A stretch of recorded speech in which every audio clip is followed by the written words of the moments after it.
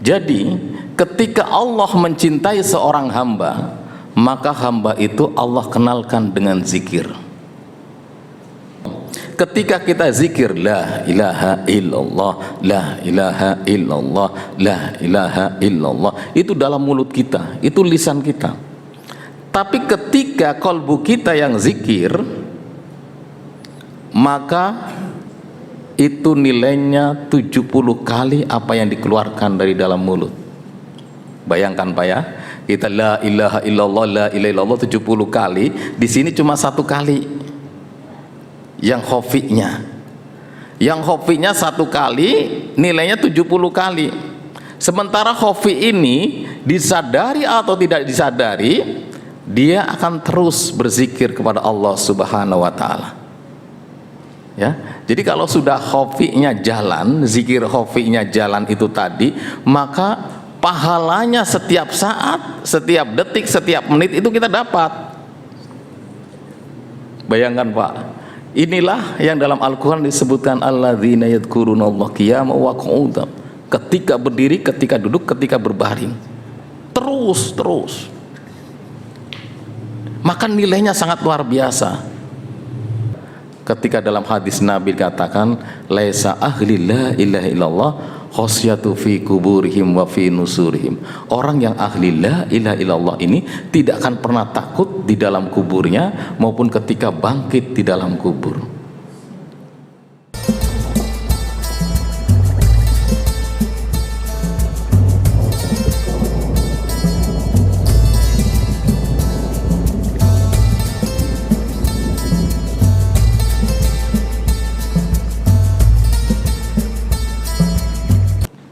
Alhamdulillah, di malam hari ini kita masih diberikan taufik oleh Allah, diberikan kekuatan oleh Allah Subhanahu wa taala untuk bisa hadir melaksanakan riyadhah.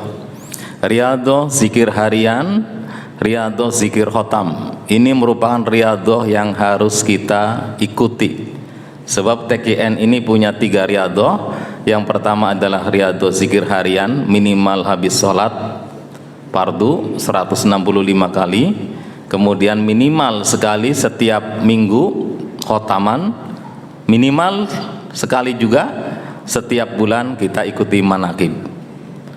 Hadirin jamaah rahimakumullah, taufik dari Allah lah yang menyebabkan kita itu hadir di sebuah majelis yang sangat mulia, yaitu majelis zikir. Jadi kalau hadirin jamaah rahimakumullah mau menghitung pahala, maka susah untuk dihitungnya Pak ya. Jadi kalau bapak-bapak mau menghitung kira-kira pahala saya berapa nih ya tadi gitu kan, dari maghrib sampai sekarang ini, maka susah menghitungnya. Kenapa? Karena ketika kita bisa riyadhah dari mulai maghrib sampai isya, maka disitulah Rasulullah katakan wang tadiru sholat ba'da sholat fadzalikumur ribat.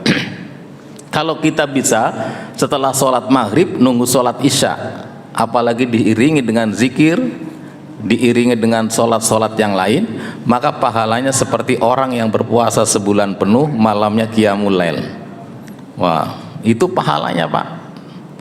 Apalagi kita bisa sholat 12 rakaat, sholat 6 rakaat, maka pahalanya seperti orang yang melaksanakan sholat 12 tahun. Jadi memang kalau kita lihat pahala-pahalanya banyak ya Pak ya. Dan hebatnya lagi, ketika kita mampu berzikir, maka setelah berzikir malaikat disuruh kumpul. Hai para malaikat, kumpul sini. Kata Allah apa? Ushidu anni faqad ghafartu lahum. Saksikanlah hai para malaikat, aku telah mengampuni dosa-dosa orang yang berada di majelis ini. Bayangkan Pak ya, kemarin-kemarin kita sudah banyak dosanya, kita banyak berbuat salah, ternyata malam hari ini dosa kita diputihkan Pak. Bahkan Allah jamin apa? Kebaikan apa? Kejelekan-kejelekan dia, ya, kejahatan-kejahatan dia, aku putihkan pula menjadi kebaikan dan kebaikan. Jadi diubah Pak. Jadi malam hari ini ya, setelah kita makan sudah kenyang, dijadikan orang yang baik. Masya Allah, luar biasa. Maka ini adalah taufik yang benar-benar dari Allah Subhanahu wa Ta'ala. Maka ciri-ciri orang yang diridhoi oleh Allah pada hakikatnya adalah dia itu dimudahkan oleh Allah untuk bisa beribadah. Ya, sebab banyak orang yang senangnya mungkin nongkrong di pos, di jalanan gitu ya, genjreng-genjreng gitu. Tapi ada orang yang senang ketika kumpul beribadah. Ini nikmat yang sangat luar biasa, Pak. Sama orang yang rekreasi, pergi keluar kota, pergi ke negara lain, dia cari kesenangan. Bahagia juga, ya bahagia hatinya, tapi ngeluarin duit dan setelah di sana mungkin nggak dapat pahala. Tapi kita kok seneng gitu ya. Kita senengnya apa? Kumpul dengan para jamaah, dengan orang-orang yang berzikir kepada Allah, dengan orang-orang yang mendengarkan taklim. Itu nikmat yang sangat luar biasa dari perjalanan hidup kita. Diberikan nikmat, nikmatnya tidak untuk sia-sia, tapi nikmatnya ada balasannya nanti di akhirat. Salawat dan salam tak lupa kita panjatkan pada junjungan kita Nabi besar Muhammad sallallahu alaihi wasallam. Semoga kita terus diberikan kekuatan untuk mengikuti sunnah-sunnah yang beliau ajarkan. Hadirin jamaah rahimakumullah, kita malam hari ini akan kupas alamatul mahabbah, tanda-tandanya cinta. Cinta kepada Allah Subhanahu wa Ta'ala, tanda-tandanya apa? Sebab kalau kita mencintai sesuatu pasti ada cirinya, ada tandanya. Sebelum kita berzikir, password kita adalah ilahi anta maksudi waridhoka matlubi. Ya Allah, engkaulah tujuanku, ridhomu yang aku cari. A'tini mahabbataka wa ma'rifataka. Ya Allah, berilah kami kemampuan untuk mencintaimu dan makrifat kepadamu. Mahabbah dulu baru makrifat. Kenapa kita gunakan mahabbah dulu? Sebab iblis itu, Pak, itu orang yang paling makrifat, Pak, makhluk yang sangat makrifat kepada Allah Subhanahu wa Ta'ala. Sebelum iblis itu dikeluarkan dari dalam sorga, iblis itu jadi pemimpinnya para malaikat, jadi gurunya para malaikat itu selama 20.000 tahun. Jadi 20.000 tahun jadi gurunya para malaikat. Iblis menjaga surganya Allah, ya, dijaga tuh surga. Itu pernah juga diberikan kekuasaan juga untuk bisa memegang kunci-kunci yang gaib. Jadi kunci-kunci gaiban itu pernah dipegang oleh iblis juga. Dan sangat dekat menjadi pemimpinnya malaikat karobin itu 1000 tahun. Maka iblis sangat makrifat kepada Allah. Bahkan tawafnya saja tidak di Ka'bah, tawafnya di arsinya Allah itu selama 14.000 tahun. Tapi apa? Kenapa sampai iblis itu dikeluarkan dari dalam surga? Karena walaupun dia makrifat kepada Allah, tapi dia nggak punya cinta. Dia nggak mencintai Allah. Makanya ketika disuruh, hai iblis, kamu harus tunduk kepada Adam, kamu harus sujud kepada Adam. Maka iblis nggak mau sujud. Kenapa? Karena iblis merasa, ngapain sujud ya? Beda dengan malaikat. Ketika malaikat disuruh, hai malaikat, kamu sujud kepada Adam, maka malaikat langsung sujud. Kenapa malaikat itu langsung sujud? Padahal desain manusia ini itu sangat rentan. Desain manusia itu ya ketika baru dibuat maketnya, karena tidak langsung jadi Adam gitu, langsung tidak, dibuat maketnya dulu. Walaupun sangat rentan, tapi ketika Allah yang menyuruh, malaikat langsung tunduk. Kenapa? Bukan tunduknya sama Adam, tunduk sama yang merintahkan sujud tadi, Allah Subhanahu wa Ta'ala. Beda dengan iblis. Ketika disuruh sujud, ketika disuruh ya tunduk kepada Adam, maka ketika itulah iblis menolak. Ngapain saya sujud kepada Adam? Adam kan baru kemarin gitu kan ya. Saya udah pengalaman, sudah senior, sudah menjadi maha guru, sudah jadi profesor istilahnya. Ngapain sujud sama orang yang baru kemarin? Ditolak. Kenapa? Karena nggak melihat siapa yang nyuruhnya, siapa Allahnya yang menyuruh tadi.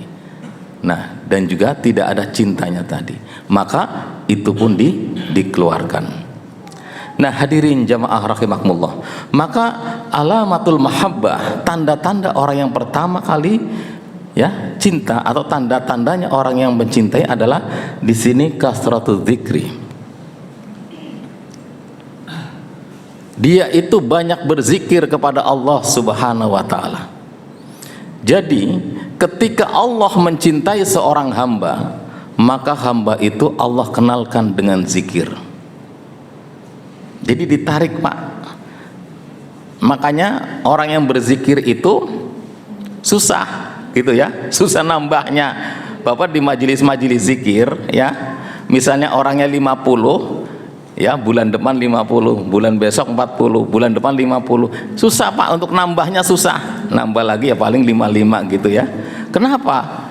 Karena tadi memang zikir itu, kalau orang itu dikenalkan dengan zikrullah, itu tandanya Allah cinta sama dia.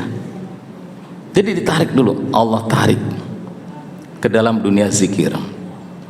Nah, kalau orang itu zikirnya terus, maka zikir itu akan semakin nikmat. Nah, kalau zikir sudah dirasakan, sudah bisa dinikmati, maka orang itu jadi kangen sama zikir. Jadi kalau hadirin jamaah rahimakumullah yang di sini, kalau misalnya habis sholat gitu ya, sholat fardu, kemudian nggak zikir, kemudian ada perasaan nggak enak, itu berarti udah ningkat tuh zikirnya. Ngerasain ya Bu ya? Ibu-ibu ngerasain nggak Bu? Kalau habis sholat, kaliannya kalau nggak zikir itu ada yang kurang. Nah, kalau udah seperti itu berarti sudah naik zikirnya. Terus, ya. Jadi kalau kita habis sholat nggak zikir, kemudian ada sesuatu yang kurang, berarti kita dinaikkan tingkatnya. Kemudian apa? Kalau dia masih istiqomah, merasa nikmat tapi masih istiqomah tuh zikirnya, dinaikkan lagi. Dinaikkan lagi untuk apa? Untuk dekat kepada Allah. Wa dzakarahumullahu fima inda. Allah tarik untuk dekat. Bu, kalau kita dekat dengan presiden, kira-kira enak nggak? Enak Bu, ya. Walaupun presidennya banyak yang ngunci, nggak apa-apa. Kita dekat enak. Pekerjaannya gampang gitu kan, nyari pekerjaan, nyari proyek, ya. Duitnya banyak. Kenapa? Dekat sama presiden. Asisten, wah. Mau ya ngisi bensin, wah saya kenalannya presiden tuh gitu, enak aja, bisa aja nggak bayar ya, kecuali makan di warteg, karena orang yang punya warteg nggak kenal presiden gitu. Jadi enak, pokoknya serba enak kalau dekat dengan pemimpin saja enak. Tapi di sini orang-orang yang berzikir itu ditarik, wa dzakarahumullahu fima inda, ditarik untuk dekat, disebut-sebutkan namanya oleh Allah bahwa orang ini adalah orang yang dekat dengan aku. Bayangkan Pak, kita ya, yang kita boro-boro dilirik oleh atasan, boro-boro dilirik oleh tetangga misalnya, tapi ternyata ditarik dekat dengan Allah. Allah maha segalanya. Maka jangan heran kalau orang-orang yang berzikir ini, dia itu ya, kok tiba-tiba ada aja jalan keluarnya. Kok saya punya masalah begini, kok kayaknya gampang banget gitu, ada aja solusinya. Kenapa seperti itu? Karena kalau sudah dekat dengan Allah, Allah juga tahu persis kapan memberikannya, itu kapan diberikannya oleh Allah, memang ketika kita mampu. Cuma yang jadi masalah itu adalah kadangkala kita itu mintanya yang nomor 1, padahal doa kita itu dari nomor 1 sampai 100. Ya kan, banyak banget ya doa kita ya Pak ya, dari 1 sampai 100. Kadang-kadang yang dikasih dulu nomor 80. Nih 80 nih aku kasih dulu. Kata Allah ini baik nomor 80 itu. Kata kita, yang baik itu nomor 1, ini dulu dong aturan. Tapi tidak. Sebab Allah itu memberikan memang sesuai dengan kebutuhannya apa, bukan keinginan kita. Nah hadirin jamaah rahimakumullah, maka kalau sudah dekat dengan Allah, Allah tahu persis keadaan kita. Makanya kalau ibu bapak datang ke Suryalaya, kemudian banyak masalah ya, tanya sama Abah Anom dulu kan ketika masih ada. Ya jawaban Abah, perbanyak zikirnya, perbanyak zikirnya, perbanyak zikirnya, perbanyak zikirnya. Sebab apa? Kalau sudah perbanyak zikirnya, ditarik untuk dekat.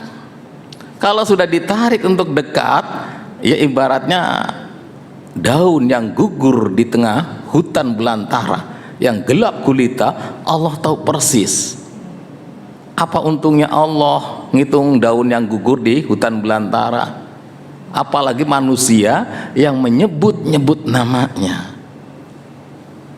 Maka disinilah hadirin jamaah rahimakumullah, itulah rahasia yang sangat besar. Maka ketika Allah cinta kepada seorang hamba, hamba itu ditarik dulu ke dalam dunia zikir. Kenapa? Kalau sudah ditarik ke dalam dunia zikir, maka untuk perjalanan-perjalanan hidup berikutnya Allah akan permudah nanti. Nah inilah hadirin jamaah rahimakumullah. Jadi orang yang mencintai Allah, maka dia harus banyak menyebut nama Allah. Jadi tidak sedikit ya, kalau orang munafik zikirnya sedikit, makanya sholatnya juga malas. Tapi orang-orang yang mencintai Allah, dia banyak menyebut Allah. Kapan banyak menyebutnya? Ketika dalam kondisi duduk, ketika dalam kondisi berbaring, ya. Di sini, alladzina yadhkurunallaha qiyaman wa qu'udan wa 'ala junubihim, yaitu orang-orang yang mengingat Allah sambil berdiri atau duduk dalam keadaan berbaring. Jadi dari semua tempat dia selalu ingat kepada Allah Subhanahu wa taala. Hadirin jamaah rahimakumullah, dalam perjalanan hidup kita dikenalkan zikrullah itu sungguh-sungguh sangat luar biasa hebatnya. Sebab apa? Hampir 24 jam kita itu ibadah kepada Allah.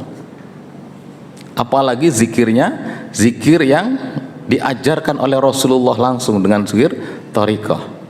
Hadirin jamaah rahimakumullah, ketika kita zikir la ilaha illallah, la ilaha illallah, la ilaha illallah, itu dalam mulut kita, itu lisan kita. Tapi ketika kalbu kita yang zikir, maka itu nilainya 70 kali apa yang dikeluarkan dari dalam mulut.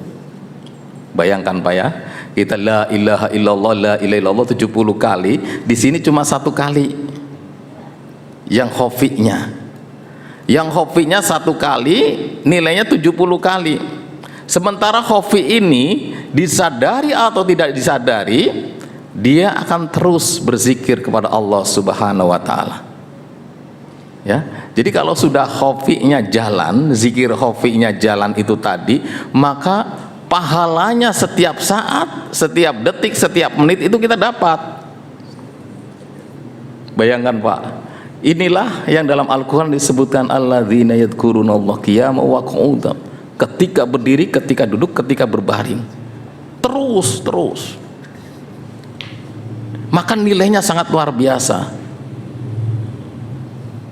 Bahkan dalam sebuah kitab di situ diterangkan, hadisnya panjang dari riwayat Ahmad, ada seorang yang dia itu ketika di yaumil qiyamah ditimbang, itu dia punya rapot 99, namanya 99 bitaqah, catatan amal.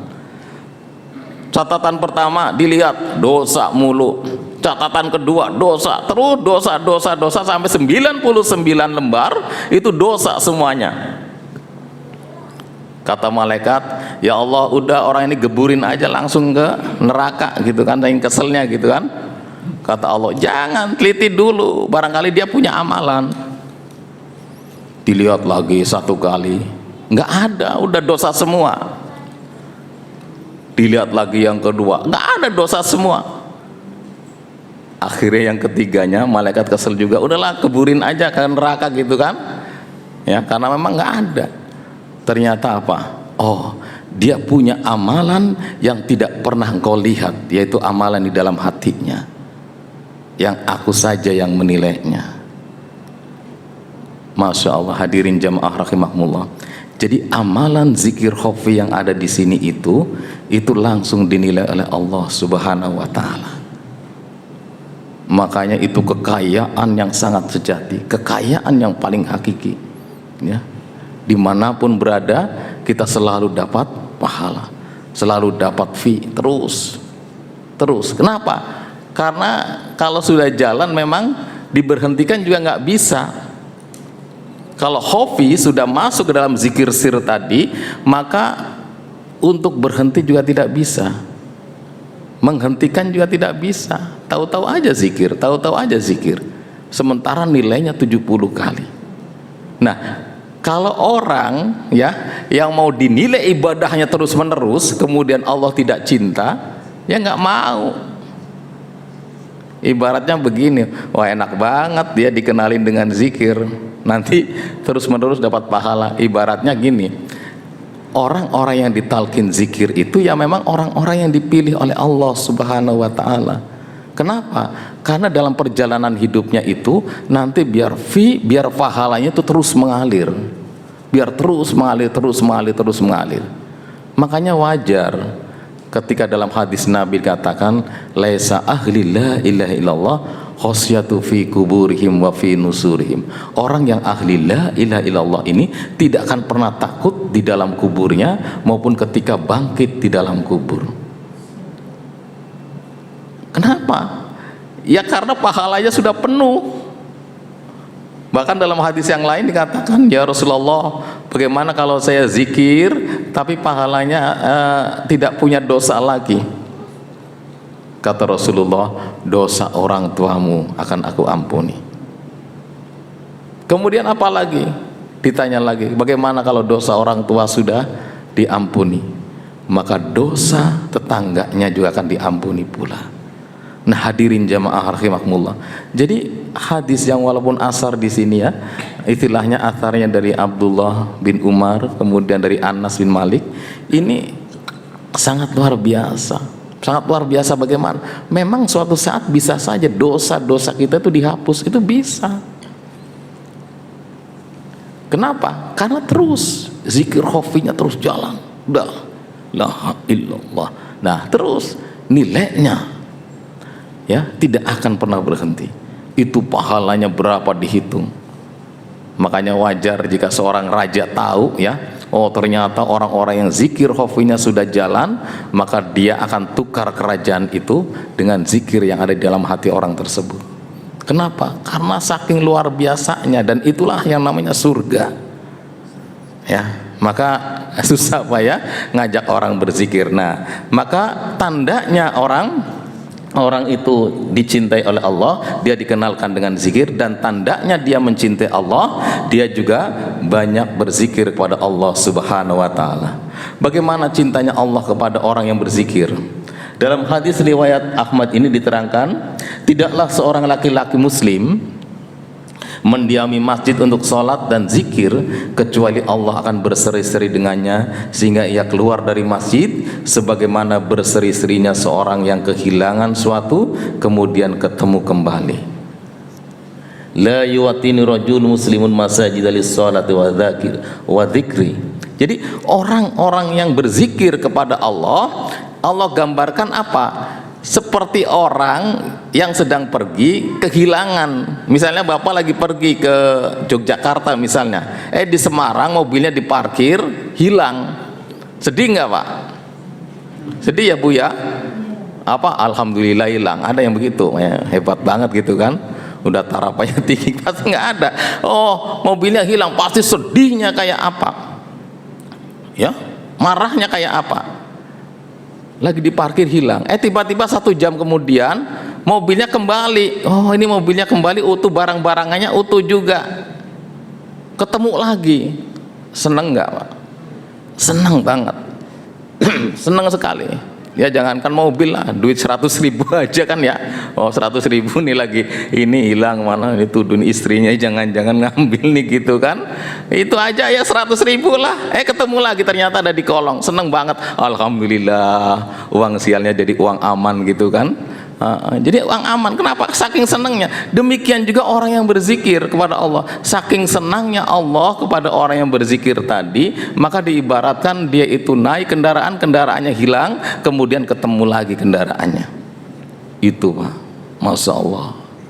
sangat luar biasanya. Maka wajar sebetulnya, karena saking senangnya Allah Subhanahu wa Ta'ala pamer sama malaikat, malaikat sini kamu. Padahal kalau Allah sendiri ya gak masalah, tapi malaikat suruh nyaksiin bahwa orang-orang yang dihadir di majelis zikir ini, ushidu anni faqad ghafartu lahum. Hei para malaikat, saksikanlah orang-orang yang hadir di majelis ini sudah aku ampuni dosa-dosanya semuanya. Bahkan aku jadikan dia kesalahannya, keburukannya, aku ganti dengan kebaikan-kebaikan. Diputihkan, Pak. Jadi setiap Bapak datang ke Al-Mubarak ini ya, setiap hari Jumat misalnya, itu lagi mutiin dosa. Jadi Al-Mubarak ini adalah laundrynya dosa. Nah, kita punya laundry, Pak, tenang, Pak. Ya, makanya besok berbuat dosa lagi nggak apa-apa. Yang penting jangan sampai lepas dari Al-Mubarak, jangan sampai lepas dari majelis zikir. Ya, kalau lepas mah bahaya gitu kan. Nah, jangan lepas dari sini. Ya, berbuat dosa namanya manusia, wajar, tapi jangan lepas dari zikir. Nah, ini. Jadi saking senangnya Allah kepada hambanya, maka seperti orang itu kehilangan dan ketemu lagi barangnya tadi. Hadirin jamaah rahimakumullah, kemudian apa? Wahai Rasulullah, siapakah hamba yang paling utama derajatnya di sisi Allah pada hari kiamat nanti? Beliau bersabda, orang yang banyak berzikir kepada Allah Subhanahu wa Ta'ala. Jadi nanti di hari kiamat, Pak, ketika kita digiring di padang mahsyar, maka di situ ketika orang sedang ketakutan, ya, orang sedang gelisah. Kenapa? Menunggu catatan amal itu dari mana dapatnya? Apakah dari tangan kanan atau dari tangan kiri? Kalau dari tangan kanan, sorga. Kalau dengan tangan kiri, neraka. Itu sedihnya kayak apa, gelisahnya seperti apa. Tapi bagi orang-orang yang banyak berzikir, kata Allah, ya, hai orang-orang yang mulia, bangkitlah.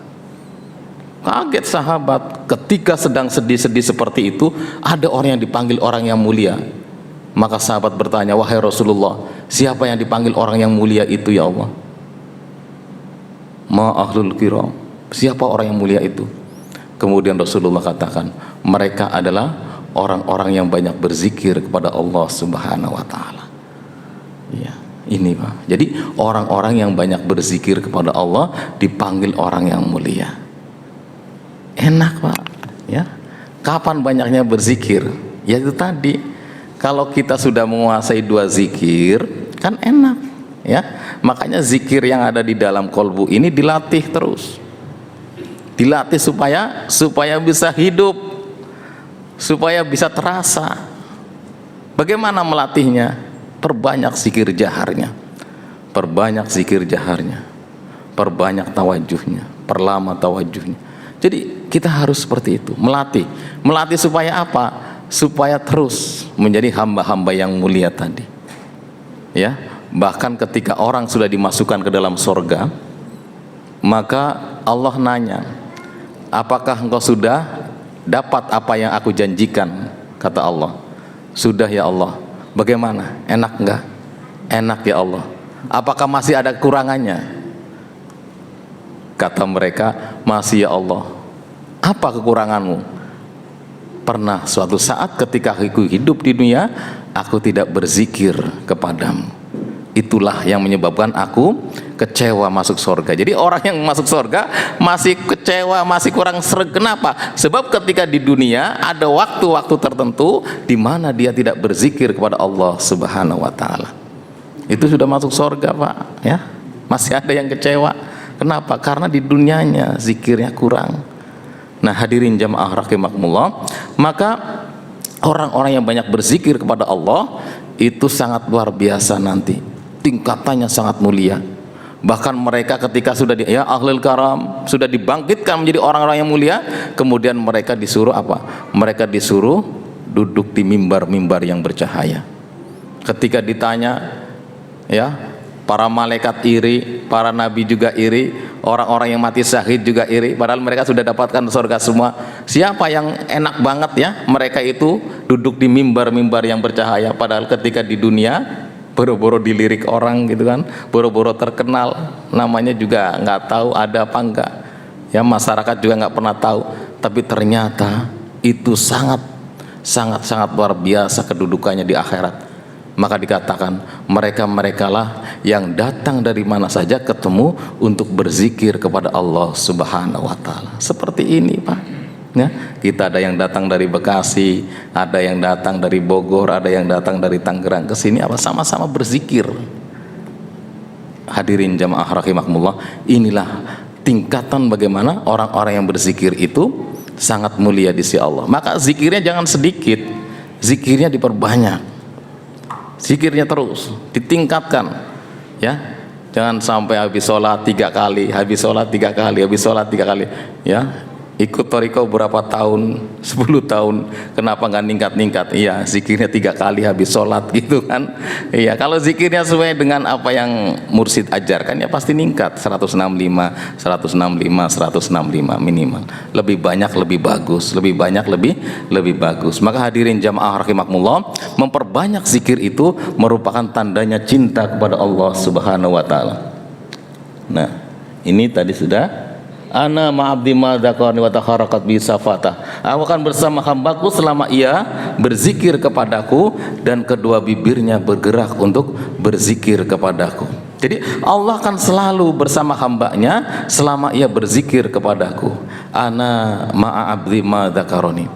Kenapa sih kita itu ketika berdoa kita selalu berobito? Kadang-kala kita baca, ya Allah, berikanlah keberkahan kesehatan, bibarakah bikaroma sa'amad sahibul wafatajul arifin al-fatih. Kenapa abah itu kita ikutkan?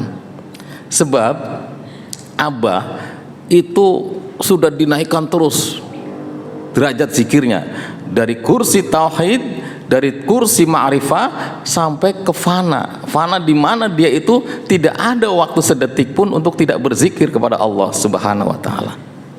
Dia selalu bersama Allah. Maka ketika kita doa, ya, kemudian lewat kepada mursyid tersebut, mungkin kita mah kotor, mungkin kita mah mesti banyak dosanya, banyak salahnya, tapi kita nempel doanya tadi sama orang-orang yang selalu bersama dengan Allah, maka doa kita jadi mustajabah. Ya, makanya jangan heran Bapak nih kalau ada orang datang ke rumah, aduh ini anak saya sakit ini dong, tolong dong doain airnya. Kemudian Bapak ya tawasul, kemudian namanya sambungkan dengan mursyid, kemudian dia sembuh, ya wajar, bukan Bapak yang nyembuhin gitu kan, karena kita punya guru, gurunya selalu bersama dengan Allah. Nah inilah ya, makanya kan dalam manaqobah ditantang kita kadang-kala ketika kita berdoa kemudian mengucapkan Bismillahi ala niyati Sayyidi Syekh Abdul Qadir Jilani, maka doa kita sangat mustajabah. Kenapa? Karena Syekh Abdul Qadir Jilani nggak pernah lepas kalbunya dari Allah, terus bersama dengan Allah. Maka ibaratnya tinggal nih murid saya nih lagi doa ini gitu kan, tolong kabulin gitu kan. Jadi enak Pak, kita punya wasilah, ya, punya perantara. Nah, kalau udah punya perantara enak banget lah pokoknya ya. Kayak kemarin Pak, ini saya ngurus ya, ada orang yang ngurus mau pindah ngajar dari Jakarta Pusat ke Jakarta Timur, itu susah banget Pak, susah. Nah kebetulan orang dinas ya, kepala dinasnya, orang nomor 2-nya itu jamaah kita gitu kan. Kalau saya ngajar pengajian dia ikut, nah, tinggal nempel doang tolong dong orang ini diurusin gitu kan, langsung berapa bulan keluar bisa pindah. Padahal itu bertahun-tahun Pak nggak bisa Pak. Kenapa? Karena nggak deket. Demikian juga kita dengan Allah, kita bisa doa langsung kepada Allah, bisa gitu kan, bisa aja, tapi kabulkannya kapan kan nggak tahu. Tapi ketika kita nempel dengan orang yang selalu dekat dengan Allah Subhanahu wa taala, yang tidak pernah lepas kalbunya dengan Allah, maka doa kita sangat mustajabah. Inilah kenapa kita diajarkan ketika berdoa bibarakah bikarama sa'amad sahibul wafatajul arifin, ada kita ikutkan nama mursyid kita, karena dia ana ma'a abdi ma dzakaroni. Aku akan selalu bersama hambaku yang berzikir kepada aku, kata Allah Subhanahu wa taala. Nah, hadirin jamaah rahimakumullah, maka zikir ini sangat luar biasa, dan cirinya orang-orang yang mencintai Allah, dia itu banyak menyebut Allah. Banyak menyebut, banyak berzikir kepada Allah Subhanahu wa taala. Dan tidak usah heran kok ada orang diajak zikir kok kadang-kala nggak mau. Ayo kita talqin zikir, padahal bapak sudah pengen banget gitu ya, pengen banget ngajak orang itu untuk zikir. Kenapa? Karena sudah tahu manfaatnya, sudah tahu merasa bagaimana manisnya itu zikir. Tapi ketika ngajak orang susah banget, gitu kan? Kenapa? Karena mungkin juga Allahnya nggak mau disebut-sebutkan namanya sama dia. Ya, kan semuanya hidayah dari Allah, Pak. Wah, tapi bapak nggak usah ngomong ke orangnya begitu. Jangan-jangan Allahnya benci sama kamu sehingga nggak mau disebut-sebutin namanya. Nanti bapak kena omelan juga. Gitu makanya biar kita itu hatinya agak terhibur gitu kan ya. Hatinya terhibur dikit lah gitu kan. Ini orang diajak zikir kok nggak mau-mau. Wah, jangan-jangan Allah sendiri nih yang nggak mau disebut-sebut dan namanya oleh dia gitu kan. Nah, jadi memang seperti itu. Jadi memang harus cinta dulu, dicintai oleh Allah, baru dikenalkan dengan zikir. Makanya jangan pernah jadi pensiunan zikir gitu ya. Nah, jadi pensiunan zikir bahaya, Pak. Kemarin-kemarin zikirnya rajin, sekarang wah udah pensiun zikirnya. Pensiunnya ntar kalau udah meninggal baru pensiun ya. Pensiun. Zikir enak nggak enak kita laksanakan zikir. Ya, mau zikir kemarin zikir kita nikmat banget, enak banget. Hari ini kok nggak ada rasanya zikir, ya biarin aja. Yang berikan nikmat enak nggak enak kan Allah. Iya, yang penting kita mah terus aja zikir, mau enak nggak enak. Sebab apa? Ninggalin zikir itu lebih berbahaya daripada zikir tapi kita pikirannya kemana-mana. Ya, sebab kalau sudah ditinggal zikirnya kita, maka tadi wa may ya'shu dzikrur rahman nuqayyid lahu syaitan fa huwa qarin. Kalau engkau tinggalkan zikir sebentar saja, maka Allah akan berikan qarin yang selalu mengikutimu. Diberikan setan yang selalu ngikutin kita. Sehingga apa? Hatinya menjadi gelisah terus, enggak damai, malah semakin gersang. Nah, inilah Pak zikir itu, Pak. Maka zikir itu teruskan, istiqomahkan, sebab itu adalah tandanya kita cinta kepada Allah Subhanahu wa taala. Kemudian apa tandanya? Yang kedua. Yang kedua, tandanya zikir, tandanya orang itu cinta kepada Allah adalah al-ijab. Dia itu kagum. Dia itu benar-benar Allah itu maha segalanya. Ya. Dia pelajari dalam dirinya, dia pelajari dalam alam semesta bagaimana Allah itu sangat luar biasa dalam penciptaannya. Baiklah, untuk refreshing sebentar Pak, kita akan lihat sebuah video bagaimana Allah itu menciptakan alam semesta ini. Ya, Allah ciptakan alam semesta ketika kita di bumi seperti ini. Mungkin kelihatannya ya kita itu semakin besar, kadangkala sombong, kadangkala juga ini. Tapi ketika dilihat dari jauh 1 meter, 2 meter, 100 meter, ternyata kita pun tidak ada artinya, kita tidak ada apa-apanya. Ya, ini ketika kita akan muhasabah bahwa ketika kita 1 meter, dari 1 meter kehidupan kita dilihatnya kita masih tampak besar. Ketika 10 meter kita pun masih kelihatan.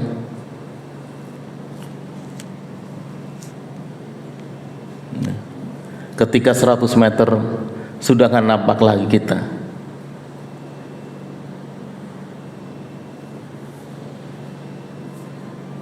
Ketika sudah 1000 meter, ya kita sudah kehilangan siapa kita. 10.000 meter, ya sudah nggak kelihatan lagi. 100.000 meter,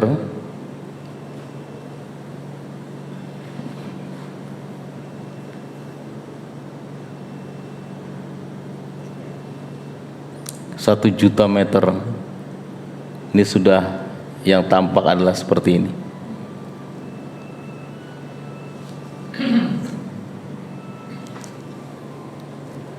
$10 juta meter, ini kita sudah nggak kelihatan lagi.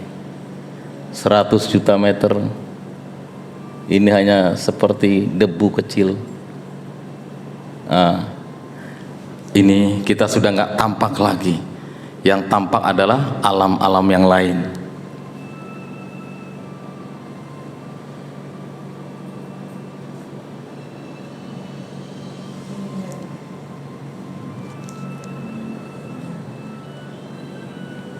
Ini ibaratnya kita, Pak, ternyata kita itu makhluk yang ya nggak ada artinya, setitik debu pun nggak kelihatan sama sekali di hadapan Allah Subhanahu wa Ta'ala.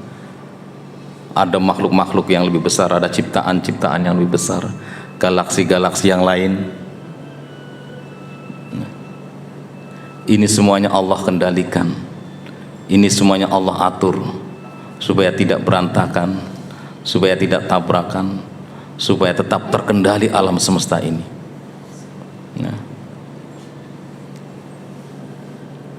Nah, kalau sudah begini, ya, apa yang patut kita sombongkan dalam hidup ini? Kita itu sangat kecil, kita ternyata nggak ada apa-apanya di hadapan Allah.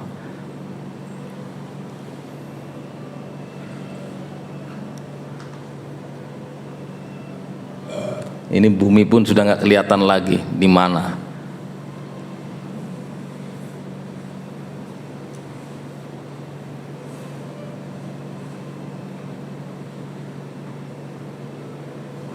Ada galaksi-galaksi lain yang besarnya ribuan miliar dari galaksi bumi, dari bumi ini yang kita tempati.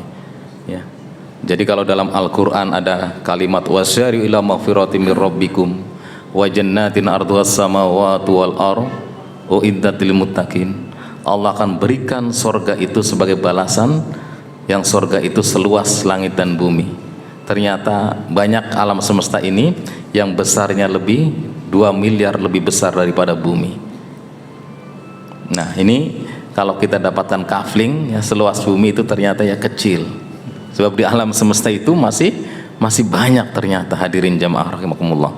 Nah, inilah hadirin, maka tanda bahwa kita mencintai Allah yang kedua adalah al-ijab. Kita kagum